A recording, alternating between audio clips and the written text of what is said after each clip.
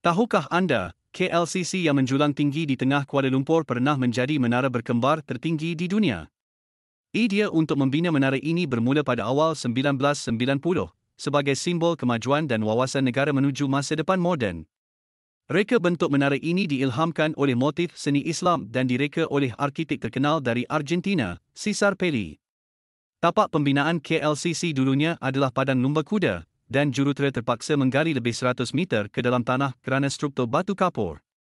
Menara kiri dibina oleh syarikat Jepun Hazama, manakala menara kanan oleh syarikat Korea Selatan iaitu Samsung masing-masing berlumba menyiapkannya terlebih dahulu. Dengan lebih 88 tingkat dan rangka besi serta konkrit bertertulang.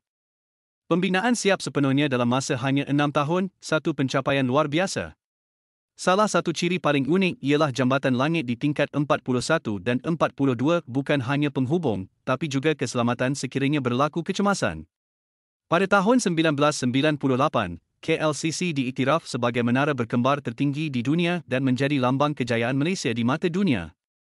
Hari ini, KLCC bukan sahaja pusat pelancongan, tetapi juga pusat beli belah, pejabat, dan taman yang menjadi kebanggaan rakyat Malaysia. Dari tapak lumba kuda ke menara tertinggi dunia, KLCC membuktikan bahawa mimpi besar mampu dibina dengan semangat dan usaha luar biasa.